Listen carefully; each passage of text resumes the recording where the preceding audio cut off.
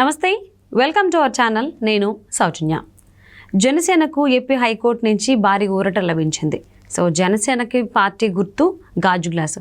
దాన్ని సవాల్ చేస్తూ రాష్ట్రీయ ప్రజా కాంగ్రెస్ పార్టీ హైకోర్టులో పిల్ దాఖలు చేయడం జరిగింది, సవాల్ చేస్తూ. మరి దానికి సంబంధించి తీర్పు వెలువరించింది అంటున్నారు. అసలు ఏం వెలువరించింది తీర్పు? ఈ అంశానికి సంబంధించి మనతో మాట్లాడడానికి, వారి విశ్లేషణని మనతో పంచుకోవడానికి ఈరోజు మనతో పాటు ఉన్నారు సీనియర్ జర్నలిస్ట్ డివిఎస్ గారు ఉన్నారు. వారితో మాట్లాడదాం. నమస్తే అండి. నమస్తే. జనసేనకి ఏపీ హైకోర్టు నుంచి భారీ ఊరట లభించింది అని అంటున్నారు.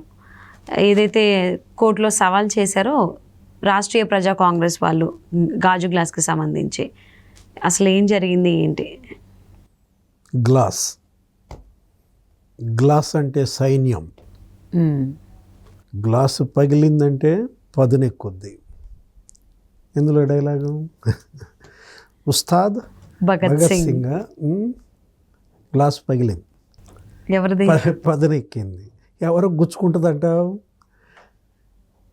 జగన్మోహన్ రెడ్డికి దిగబడినట్టేనా? పగిలిన గ్లాసు, పదునెక్కిన గ్లాసు ఇప్పుడు ఈ గుర్తు జనసేనకు రావడం వల్ల ఎవరు గుచ్చుకుంది? ప్రత్యర్థి జగన్మోహన్ రెడ్డే కదా. ఉస్తాద్ భగత్ సింగ్ గ్లాసు పగిలి పదునెక్కి గుచ్చుకుంది జగన్మోహన్ రెడ్డికి అని ఇప్పుడు ఇవాళ బయటపడిపోయింది. ఏ గ్లాసు గుర్తు కోసం అయితే ఇవాళ గత కొంతకాలంగా కోర్టులను ఆశ్రయించారు, జనసేనకు రాకుండా అనేక కుట్రలు చేశారు, పవన్ కళ్యాణ్కి గ్లాసుని దూరం చేద్దామనుకున్నారు. ఇది మామూలే. ఏది ఇప్పుడు నువ్వు చెప్పిన రాష్ట్రీయ ప్రజా కాంగ్రెస్ డమ్మీ అన్నమాట.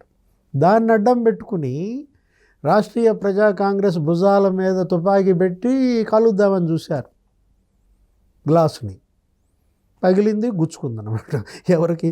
రాష్ట్రీయ ప్రజా కాంగ్రెస్ గుచ్చుకుంటే ఏముంది? అది డమ్మీ. అది కాదు కదా. ఇప్పుడు గుచ్చుకుంది వైఎస్ఆర్ కాంగ్రెస్ పార్టీకి. ఇప్పుడు ఏం తేడా అంటావు? వైఎస్ఆర్ కాంగ్రెస్ పార్టీ వేసిందంటావా పిటిషను? రాష్ట్రీయ ప్రజా కాంగ్రెస్ వేసిందంటావా? రాష్ట్రీయ ప్రజా కాంగ్రెస్ ముసుగులో వైఎస్ఆర్ కాంగ్రెస్ పార్టీ ఏంచిందండి అని నువ్వు చెప్పచ్చు. ఇప్పుడు ఏంటంటే అంటే అలానే జరిగిందని అందరూ అభిప్రాయపడుతున్నారు. అసలు ఎక్కడిది ఈ పార్టీ? నువ్వు విన్నావా ఈ పార్టీ పేరు ఎప్పుడన్నా? మొదటిసారి ఈరోజే విన్నా. రాష్ట్రీయ ప్రజా కాంగ్రెస్, నేషనలిస్ట్ కాంగ్రెస్ పార్టీ అది విన్నాం. ఎన్సిపి, ఐఎన్సి మనకు తెలుసు. ఏది? Indian national Congress. ఇక చాలా కాంగ్రెస్లు మనం విన్నాం, కానీ ఈ రాష్ట్రీయ ప్రజా కాంగ్రెస్ ఎక్కడ అని చూస్తే నాకు కనపడింది. ఎక్కడ కనపడింది? ఎక్కడో ఒక నలక కనపడింది. ఏంటి? మేడా శ్రీనివాసరావు, కేర్ ఆఫ్ రాజమండ్రి, ఇన్నీస్పేట్. రాజమండ్రి అంటే నీకేం గుర్తొస్తున్నాడు? ఉండవల్లి గుర్తొస్తున్నాడా? ఇప్పుడు నువ్వు మళ్ళీ ఈ కథలోకి ఉండవల్లిని కూడా తీసుకొస్తున్నావా? జగన్మోహన్ రెడ్డి స్విచ్ నొక్కితే ఉండవల్లి దగ్గర బల్బు వెలిగిందంటావా? ఉండవల్లి స్విచ్ నొక్కితే మేడా శ్రీనివాసరావు దగ్గర బల్బు వెలిగిందంటావు. ఎందుకంటే ఈ కోర్టు కేసులు, ఈ పిటిషన్లు, ఈ వాయిదాలు, కోర్టు కేసులతో ఇబ్బందులు పెట్టడం, వీటన్నిటిలో డాక్టరేట్ ఎవరిది? ఉండవల్లి గారిదే కదా. మనం చూసాం. మార్గదర్శి పాపం రామోజీరావు గారిని 30 తిప్పలు పెట్టడం. ఇప్పుడు కూడా వస్తుంటాడు కదా, నల్లకోట వేసుకుని ఢిల్లీలో ప్రత్యక్షం అవుతాడు.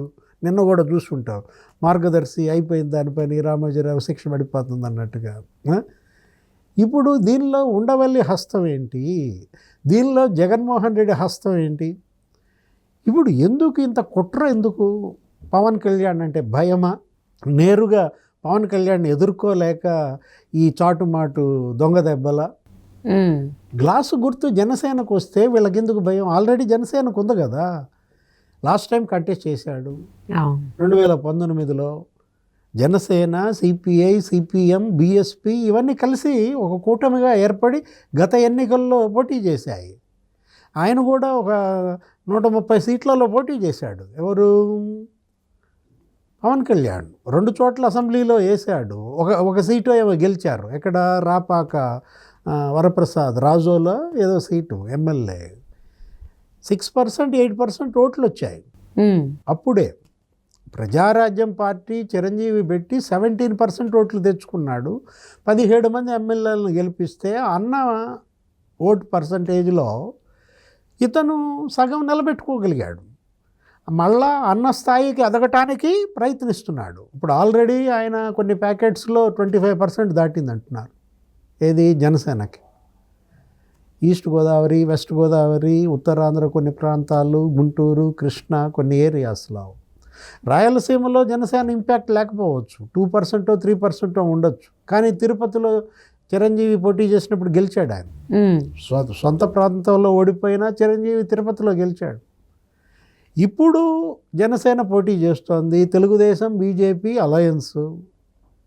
మనం చూసాం 21 సీట్లలో ఆయన పోటీ చేస్తున్నాడు, 2 ఎంపీ సీట్లు కూడా పోటీ చేస్తున్నాడు. ఇలాంటి పరిస్థితుల్లో అంటే పరిగెత్తే పవన్ కళ్యాణ్ కాళ్ళ కింద కట్టెలు పెట్టాలనా? ఎవరి పిటిషన్ ఎంచింది? దీని వెనక ఉన్నటువంటి సూత్రధారులు ఎవరు? పాత్రధారి మేడా శ్రీనివాసరావు, రాజమండ్రి కేర్ ఆఫ్ రాష్ట్రీయ ప్రజా కాంగ్రెస్.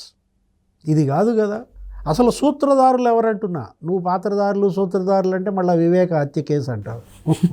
ఏది ఇప్పుడు అక్కడ దుష్ట చతుష్టయం పాత్రధారులు, ఎక్కడ వివేక హత్య కేసులో వాడెవడ గంగిరెడ్డి, ఉమాశంకర్ రెడ్డి, సునీల్ యాదవ్, దస్తగిరి, అది పాత్రధారుల దుష్ట చతుష్టయం.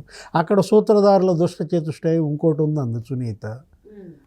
బాబు కొడుకులు భాస్కర్ రెడ్డి, అవినాష్ రెడ్డి, దేవిరెడ్డి శివశంకర్ రెడ్డి, ఇక జగన్మోహన్ రెడ్డి కూడా కలుపుకో అందుట్లో.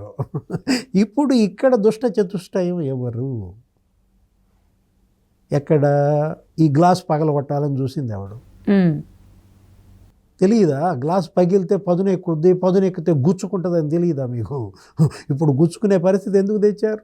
అంటే గులకరాయి వరకే తెలుసు, తగిలితే నొప్పి వస్తుంది, దెబ్బ తగిలిద్దని. గ్లాస్ గురించి ఇంకా తెలియదు అనుకుంటా. ఇది బెజవాడ గులకరాయి, సింగ్ నగర్లో జరిగినటువంటిది. రాయి మాత్రమే తెలుసు, గ్లాస్ పగిలితే గుచ్చుకుంటుందని. అంటే బాగా తొందరగా దిగిపోయింది కదా లోపల దాకా డీప్గా, అందుకోసమని గ్లాస్ దూరంగా పెట్టారు. గుచ్చుకున్నాయో 2 రోజుల్లో 2 గుచ్చుకున్నాయి. నిన్నేమో గులకరాయి గుచ్చుకుంది, 48 గంటలు కాగానే గ్లాస్ వచ్చి గుచ్చుకుందా? అంటే జగన్మోహన్ రెడ్డి తాడు పట్టుకున్న పామ కరిచేస్తుంది. అసలు అది ఆయన ఏది పట్టుకున్నా మిస్ఫైర్ అవుతున్నాయి, బూమ్రాంగ్ అవుతున్నాయి అనే దానికి ఇవే ఉదాహరణ. ఒకటి ఇందాక నువ్వు చెప్పింది బెజవాడ సింగ్ నగర్ గులకరాయి, ఇప్పుడు ఇది ఏది ఈ రాజమండ్రి గ్లాసు. అతనెవరు? మేడా శ్రీనివాసరావు. అతనితో నువ్వు హైకోర్టులో ఏంచడం ఏంటి? దీని వెనక నీ పాత్ర ఏంటి? ఉండవల్లి పాత్ర ఏంటి? ఇప్పుడు గాజు గ్లాసు ఉంటే మీకు నష్టం ఏంటి?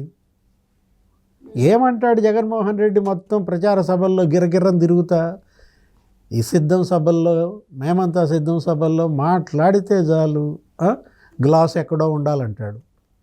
తాగేసిన గ్లాసు ఎక్కడ ఉండాలి? సింకులో ఉండాలా?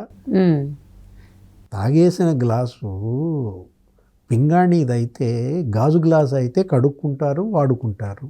నీకేంటి అభ్యంతరం? సింకులో పెట్టమంటావు? అదేమన్నా డిస్పోజబులా? జాగ్రత్తగా ఉండాలి కదా. ఇది గాజు గ్లాసు, డిస్పోజబుల్ గ్లాసు కాదు. అవును. జగన్మోహన్ రెడ్డి తెలుసుకోలేకపోయాడు. ఏది డిస్పోజబుల్ గ్లాసో ఏది గాజు గ్లాసో తెలియక ఏం చేశాడు? గాజు గ్లాసుని చేత్తో పట్టుకుని డిస్పోజబుల్ గ్లాస్ అనుకుని గట్టిగా ఒత్తేశాడు. అది కాస్త ఏమైంది? పగిలింది, గుచ్చుకుంది, బ్లడ్ వస్తుంది, రక్తపు పునాదుల మీద తడిసిన పార్టీ కదా జగన్మోహన్ రెడ్డి పార్టీ, వైఎస్ఆర్ కాంగ్రెస్. వాళ్ళ చెల్లెళ్ళే చెప్తున్నారు కదా, గ్లాస్తో పెట్టుకుంటే ఇదే జరుగుద్ది అన్నమాట. సో మొత్తానికి గాజు గ్లాస్ దిగిపోయింది అంటారు అయితే. సో ఫైనల్లీ ఏదేమైనా ఒక గుడ్ న్యూస్ ఏంటి అంటే జనసేనకి అయితే ఏపీ హైకోర్టు నుంచి ఎట్టకేలకు ఈ ఎన్నికలకైనా ఖరారు అయిపోయింది, గాజు గ్లాస్ గుర్తు జనసేనకి అని చెప్పేసి. అవును. సో జనరల్ సింబల్స్ నుంచి కూడా గాజు గ్లాస్ తీసేయచ్చు, ఎందుకంటే జనసేనకి కేటాయించారు కాబట్టి. మరి రాబోయే రోజుల్లో ఇలాంటివి ఎన్నెన్ని చేస్తారు? జగన్మోహన్ రెడ్డి చెప్పారుగా ఇందాకలే, గ్లాస్ పగిలితే పదునెక్కిద్ది, పదునెక్కితే దిగిపోయిద్ది అని. చూద్దామండి మరి ఎంత జాగ్రత్తగా ఉంటారో పదునెక్కిన గాజు గ్లాస్కి సంబంధించి. Thank you so much Srinivas గారు.